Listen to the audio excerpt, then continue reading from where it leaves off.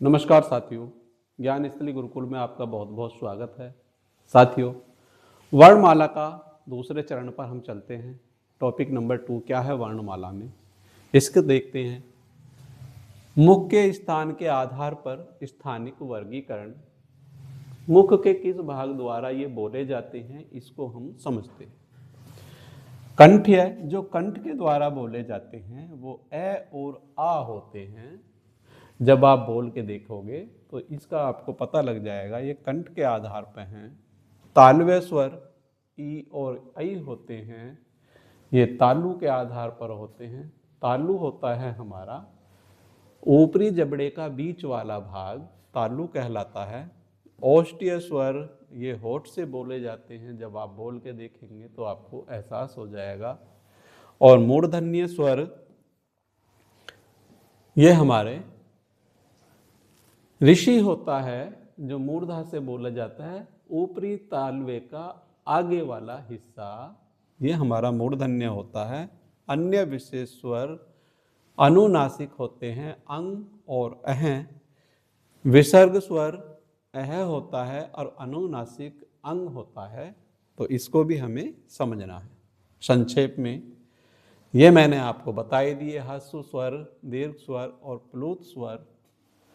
व्यंजनों के वर्गीकरण की तरफ हम चलते हैं। उच्चारण के आधार पर व्यंजन देखिए। उच्चारण के आधार पर व्यंजन हमारे कंठ से बोले वाले ये भी मैंने आपको बता दिए, ये तालु से बोलने वाले हैं। और मूर्धन्य से बोलने वाले ये आपके हैं, जो जीव की नोक तालु की मूर्धा से बोले जाते हैं। स्पष्ट तरीके से मैंने यहाँ लिखा हुआ है, ये दांत से बोले जाते हैं और ये ओष्ठ से बोले जाते हैं। अंतस्थ व्यंजन स्वर और व्यंजन के मध्य ध्वनि वाले होते हैं।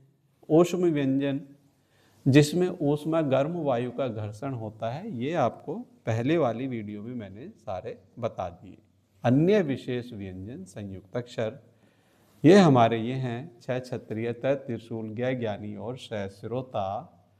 अब इसके बाद आते हैं, इनका जो वर्गीकरण किया गया है वो किस तरह से। वर्गीय व्यंजन या स्पर्शी व्यंजन। देखो, इनको वर्गीय व्यंजन भी कहा जाता है और इनको स्पर्शी व्यंजन भी कहा जाता है। कैसे में तक 25 व्यंजन होते हैं जिनको बोलने पर फेफड़ों से निकलने वाली हवा मुख के किसी न किसी भाग को स्पर्श करके निकलती है, तो इसलिए इनको स्पर्शी व्यंजन कहा जाता है। अवर्गीय व्यंजन ये 8 हैं। देखो, ये हैं हमारे ऊपर वाले 25 वर्गीय व्यंजन। क वर्ग, ख वर्ग, है ना, च वर्ग, ट वर्ग, इस तरह से ये हैं हमारे अवर्गीय। ये वर्ग में नहीं आते हैं।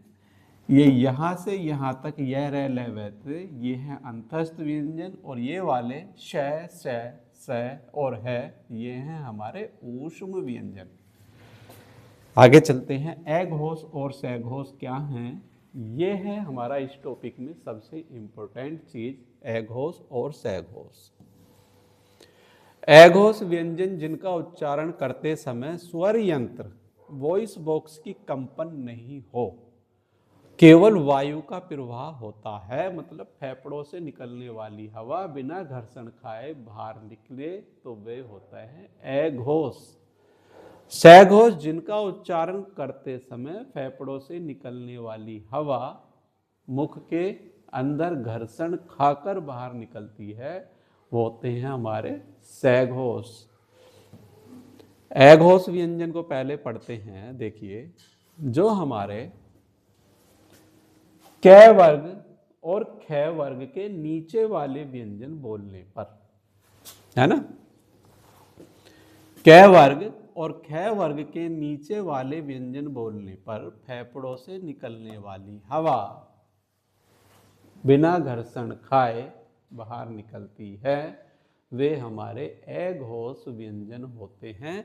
तो इनकी संख्या होगी 10। आगे चलते हैं। 8 हमारे यहाँ हैं, 2 हमारे इसके नीचे PDF में हैं, तो ये टोटल 10 बैठेंगे। कै च टे तै पै पै वर्ग वाले हमारे और बचे हुए हैं।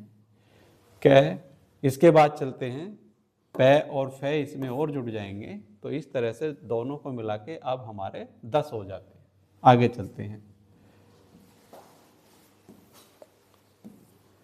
शैघोष व्यंजन, गै वर्ग के नीचे वाले व्यंजन बोलने पर, ये वाले साथियों गै वर्ग के नीचे और घै वर्ग के नीचे वाले व्यंजन बोलने पर फेफड़ों से निकलने वाली हवा घर्षण खाकर, सैघोष लिखा हुआ है,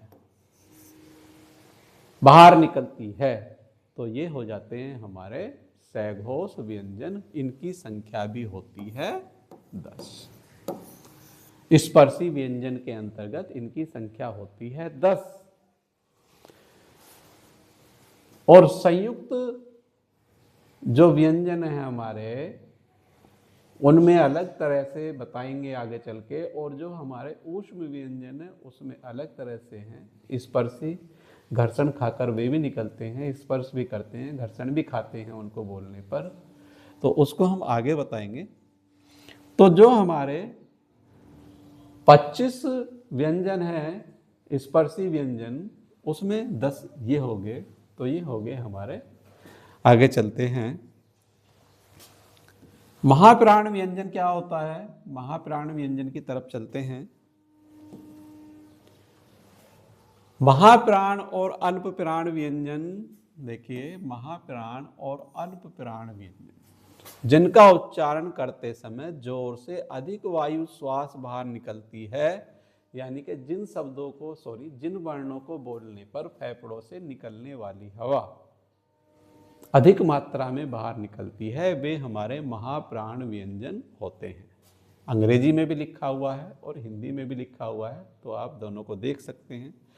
अल्प प्राण व्यंजन जिनका उच्चारण करते समय फेफड़ों से निकलने वाली हवा कम मात्रा में बाहर निकलती है, वे होते हैं हमारे अल्प प्राण व्यंजन। अब ये इस तरह से आपको कठिनाई आ रही होगी, ठीक तरह से नहीं समझ पा रहे होंगे। अब मैं आपको इसको देखो, मैं आपको एक तालिका के माध्यम से इसको बताता हूं, इसको आप कैसे आसानी से सीख सकते हैं। सबसे पहले हम क्या करते हैं, अपनी तालिका बनाते हैं और तालिका के अंतर्गत सबसे पहले वही कै च टे तै पै लिख लिया। लिखने के बाद ये होते हैं हमारे अघोष अल्प प्राण व्यंजन। ये दूसरे वाले ख वर्ग के नीचे वाले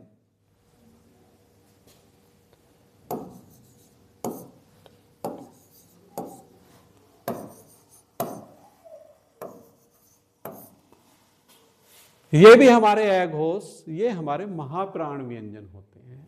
अघोष अल्प प्राण, अघोष महाप्राण, यानी कि महाप्राण ये भी हमारे अघोष ही होते हैं, लेकिन महा होते हैं ये, तो इसको आप महाप्राण अपने तरीके से लिख लेना। इसके बाद आते हैं गै वर्ग के नीचे वाले,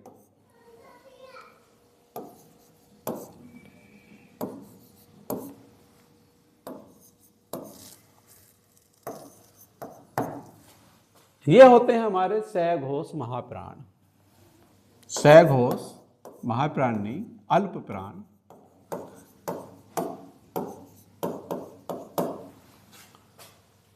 और इसके बाद आते हैं हमारे घ वर्ग वाले, ये होते हैं हमारे सैघोष महाप्राण। अब घ वर्ग के नीचे वाले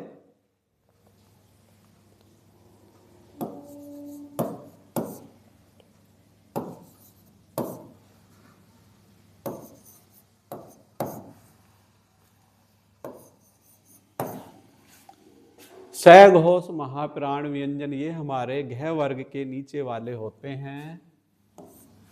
और इसके बाद होते हैं हमारे सघोष, अल्प प्राण, नासिक्य व्यंजन।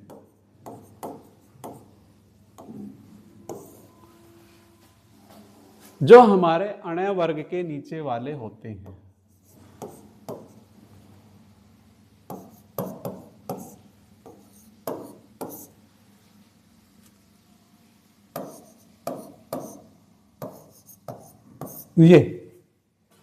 ये हमारे सघोष, अल्प प्राण, नासिक्य व्यंजन होते हैं। तो ये तालिका यदि हमारे दिमाग में है, सबसे पहले हमारा जो व्यंजन है ये याद होने चाहिए, और उनको याद करने के लिए ये हमें पांचों याद होने चाहिए। अब इन पांचों में देखो, सबसे पहले ए और ए आ रहा, ए घोष ए घोष, उसके बाद स और स बाद के इनमें स घोष आ रहा। अब अल्प प्राण, महाप्राण, अल्प प्राण, महाप्राण, अल्प प्राण, इस तरह से आपको याद रख लेना है। एक बार अल्प प्राण, उसके बाद महाप्राण, फिर अल्प प्राण, फिर महाप्राण, फिर अल्प प्राण, फिर आपका इस तरह से हो जाता है। कोई ज़्यादा बड़ी बात नहीं है इनको करना, बस एक बार समझना है। आप जब अपनी कॉपी में तालिका बनाओगे तो आप आसानी से समझ जाओगे। आगे चलते हैं इसी टॉपिक में।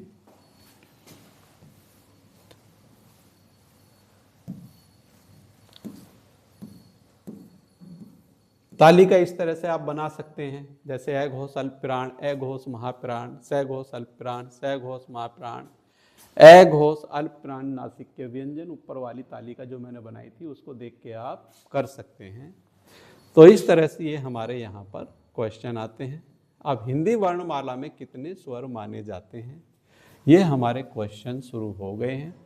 तो हिंदी वर्णमाला में कुल कितने स्वर हैं, तो कुल होते हैं हमारे साथियों 13 स्वर। कुल हमारे 13 होते हैं।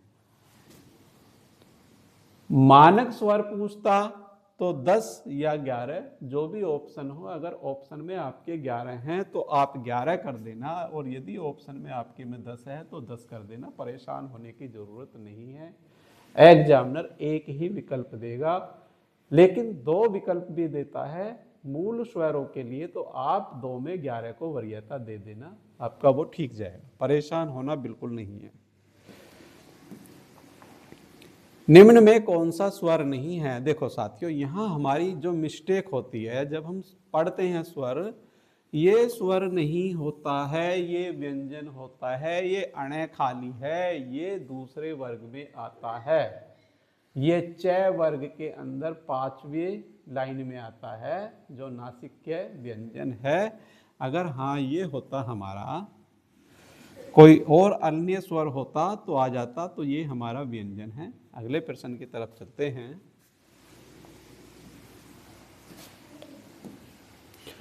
स्वर ओ का उच्चारण किस स्थान से होता है? तो आपने सोच लिया होगा, इसका उच्चारण कंठ और ओष्ठ से होता है। स्वर ई और आई किस वर्ग के स्वर हैं? तो ये तालव्य वर्ग के स्वर हैं।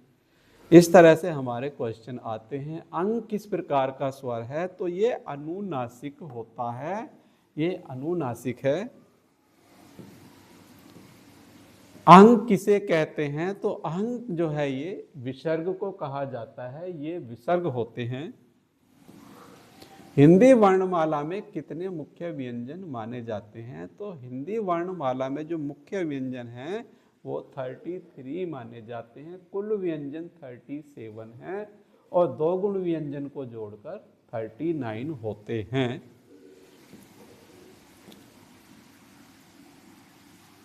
छह क्षत्रिय, तय त्रिशूल, ज्ञ ज्ञानी को क्या कहते हैं? तो इनको संयुक्त अक्षर कहा जाता है।